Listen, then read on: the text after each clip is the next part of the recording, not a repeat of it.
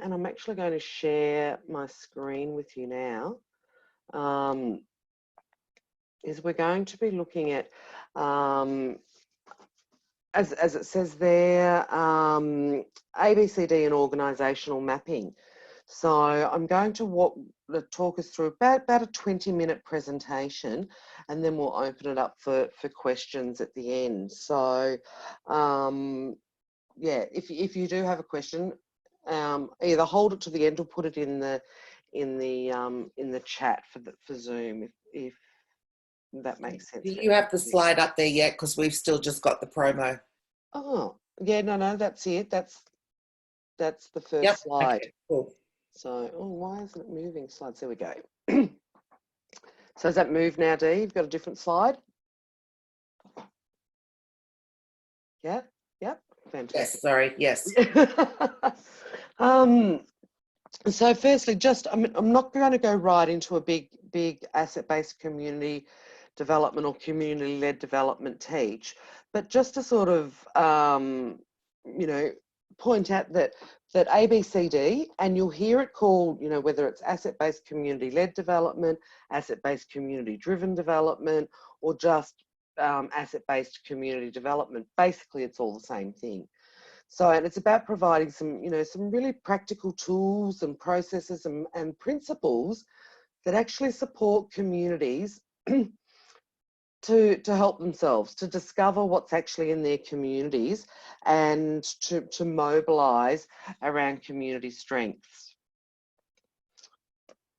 So, and it comes from the work of Jody Kretzmann and John McKnight, who back in the 80s were at Northwest University and did some research, just finding out, you know, what makes communities tick, those communities that were really doing great stuff and achieving great things, no matter where they sat on the socio-economic scheme of things. What was it? And that's where their Building Communities from the Inside Out came from, the publication. And it was sort of like a rediscovery of the way that communities had connected and worked together to get what they wanted. And it wasn't about those communities, you know, that had challenges, didn't sit and focus on their challenges, but actually look from the inside. What's the good stuff that we've got happening, and how do we get more of it? Okay. So during that work, there was that a lot of you would have heard about the 6 types of assets to connect, or the 6 assets that exist in community.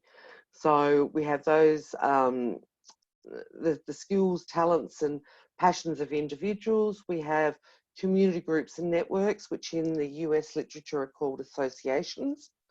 We also have those government and non-government agencies or institutions, but also amazing physical assets across our communities, and not just those built assets, but particularly the natural assets, the rivers, the oceans, the mountains, all of those sorts of things. Economic assets, what happens if we start to connect them in with community, and thinking about not just our shop fronts, but also what it is that consumer spending power, and how we can use that to create opportunities within our community. And then lastly, the 6th asset, which is the stories, heritage, local identity, and values of community. What does that look like, and how do we maximise those to actually get some good stuff happening in community? And I'm not going to go into them in great detail beyond that. So, you know, if you've got any questions about any of those assets, certainly pop them in the chat or ask us at the end. When we think about asset mapping, whether we're doing it from, you know, an individual level or an organisation or community level, the most important thing is about actually discovering those assets and moving beyond that. Quite often people will go, oh yeah, I've done that asset mapping thing, and really what they've done is just create lists of the assets. They've done the discovery phase, finding out what's in the community, and not move beyond that. It's really important that we think about those ways of connecting those assets together. So, you know, supporting local organisations or community groups to actually be able to work together hand in hand with community, so that we actually create opportunities for all of those assets to be productive and powerful together, which is where we start to move into that community development space. So now if we have a look at organisational mapping as part of a toolkit, and I'm going to show you three very basic tools that we can take forward into our work.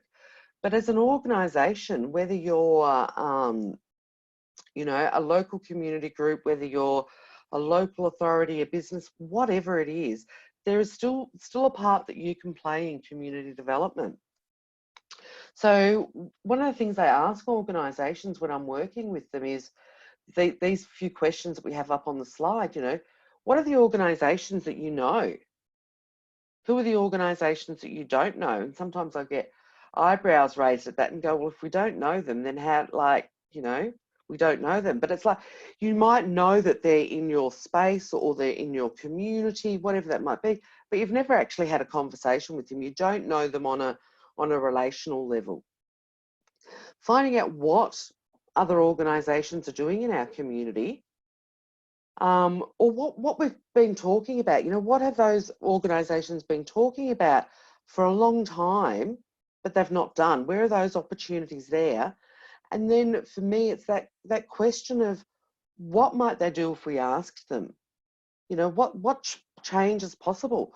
Or how could we collaborate together to get those things done that we've always talked about, that we've never done? So if you think about groups that have their mission statements or their list of objectives, and they're doing really great at some stuff, and then other things just sort of get pushed to the too hard basket, what could happen if we collaborated around those things, you know, and had that sort of collective action? So a great tool that I like to use is this. Really simple, putting your organisation in the centre, and then above the line, we map all of those organisations that we actually have an existing relationship with. We might have done some work with them, or we support each other, we share resources, whatever it might be. And then below the line, I start to map what are the potential organisations, you know, who are the other groups within community that you can reach out to.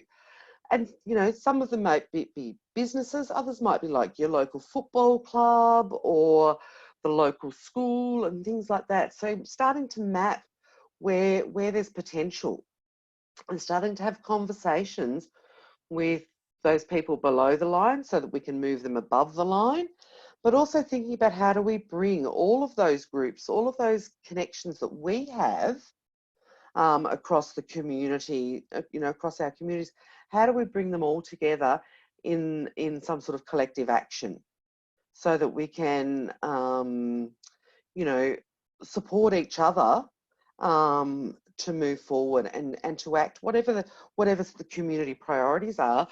How do we support that? You know, how do we think of it really holistically? So it's not like that's the service organisation's job. We don't do that.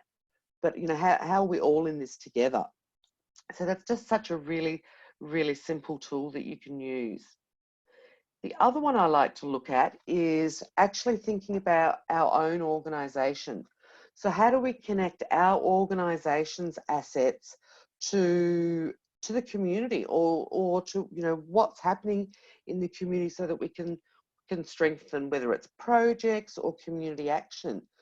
So you'll see down on one side there, we've got, you know, identifying your organisation's assets. So who are the personnel? What are the skills and talents of the personnel that we've got? What are their expertise that we could potentially be sharing, you know, with community or with other organisations? What's the economic power that we've got? You know, so it might be supporting cooperative buying across the community, you know, so that everybody gets the benefit of sort of that bulk buying process. who are our members, and how can our members, how can we get our members involved in things that are happening in the community? Looking at our network of connections. So if we go back to thinking about mapping them in that previous slide, who are they that we could bring in to support something in the community, or, you know, local initiatives? What are the space and facilities we've got? Quite often in communities, we end up with so many buildings because every group thinks they need a different different space to meet, or they, you know, have a whole lot of, you know, their facilities. They might have 15 community groups have all got photocopiers, printers, and things like that. But maybe that's a waste of resources. If we can tap into our, other people within our community space, so the organisations. So if you're a part of an organisation, what is it that you can offer? You might have a spare meeting room that's, has some space available over the weekends when you guys aren't using it. So that all of those sorts of things. Materials and equipment, again, ditto. What are the things that you could use that could support community?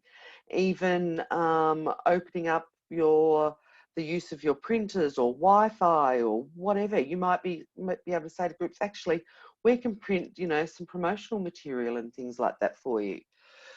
So working through that, but whilst you're working through that, thinking about how these assets could be connected to community and what you can offer. So it's not about just doing a bit of a run through and making a list of what you've got. Is actually thinking about how they could be useful and how you could share them across your community. It's a bit of that social responsibility of organisations, whether you're for profit or not for profit. And then lastly, thinking about, you've had those conversations, you've mapped who you're connected with, you've thought about what you've got to offer. As an organisation, whether you are, like I said, a for-profit or not-for-profit, you're in community, and quite often you'll hear that there are concerns within the community or things that community would like to do. Sometimes you can play a role there in bringing those voices together. So thinking about, using this little tool here to think about what are the top two concerns that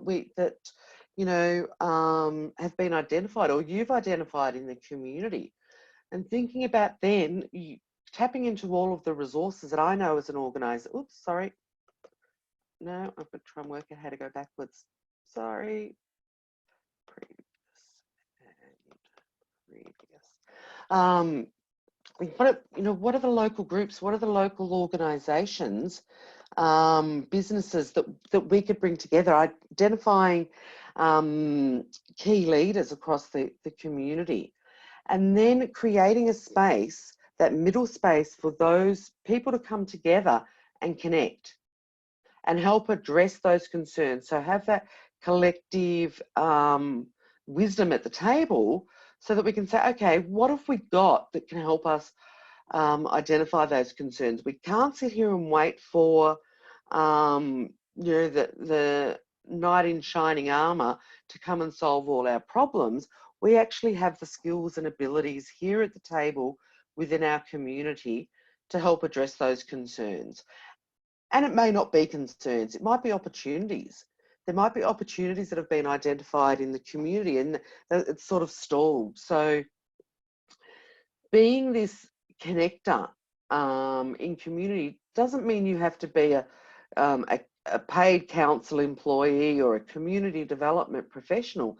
These are things that we can do ourselves and bring people together to actually provide that unique opportunity for communities to work together on their issues, their concerns, their opportunities, and develop their own way forward. Because we know communities are messy and we don't have, just because something works in Alice Springs doesn't mean it's going to work in Auckland. So this is an opportunity using this tool in that middle space for community to actually think about what it is that they've got that they can use to address what they need, what their desired outcome is. So when I think about organisations, I think this little saying here is perfect. It's about how do we support participation. And so that the most effective role that we can do, whether we're, particularly if we're a local authority, a local government, even local schools and things like that, is actually remove those barriers so that people in our communities can actually contribute. Quite often we tell people that they're not the professionals, or we're the professionals. We're all over this. We don't actually give them a chance to share their gifts and passions to actually produce their community, or to contribute to their community's well-being. You know, I've done a lot of work post-disaster, and it was really, I found it really confronting when emergency services agencies and governments would say things like, well, what do you know? We're the professionals. And it's like, yeah, you're the professionals in putting out the fire, but community are the professionals in knowing what it takes to fix the community, or knowing what it takes to support their fellow community members. So I think that, you know, and I love the common theme that's coming out of this COVID thing is we're all in this together. And I just hope that we can continue that forward beyond this, because we are all in this together all of the time, not just at times of challenges or disaster or pandemics, you know. Understanding that every voice is important. And I think as organisations, we can play a leading role in that. If we model the fact that everybody is important, then that flows across the community. So, in summary, we think about, you know, daring to think small. You know, organisations or community members don't need to solve world peace.